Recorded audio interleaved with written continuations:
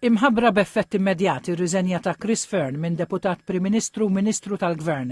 Kien Dr. Fearn stess li ħabbar ir-riżenja tiegħu fittra li bagħat il-ġimgħa lill-Prim Ministru Robert Abela u li fiha talbu wkoll jirtira n-nomina tiegħu għall-Kummissarju Ewropew.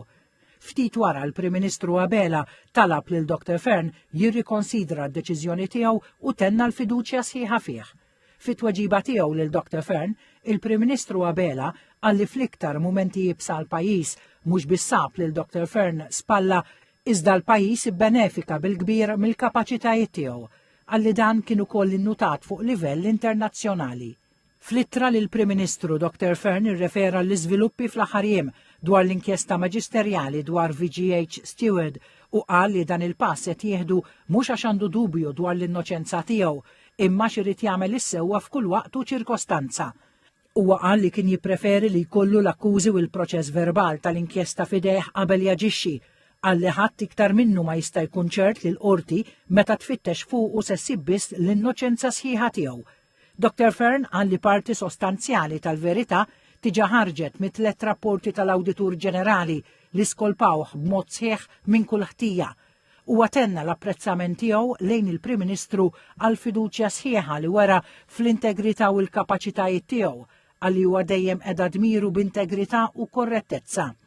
Dr. Fearn għalli tiġà ta' prova li huwa mhuwiex marbut mas-siġġu tal-poter u kien anke informa lil grupp parlamentari Laburista li lest jirriżenja. Esprima l-apprezzament tiegħu lejn il-Prim Ministru Robert Abela u lil grupp parlamentari Laburista li wrew fiduċja sħiħa fl-integrità u l-kapaċitajiet tiegħu.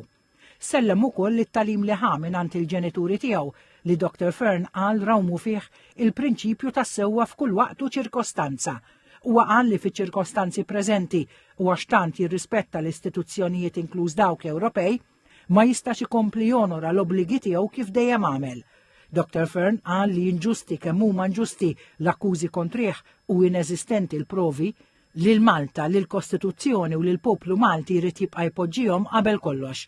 Huwa ttama li l-proċess ġudizzjarju jitmexxa b'mod spedit bilan li jismu jitnaddaf malajr kemm jista' jkun u jekk il-pajjiż jerġa' jsejjaħlu ikun f'qagħda li jkompli jservih. Huwa temm jirringrazzja lil Prim Ministru tal-opportunità li tah biex iservi lil Malta li Dr. Fearn iddiskrivija bħala l-ikbar unur ta' ħajtu.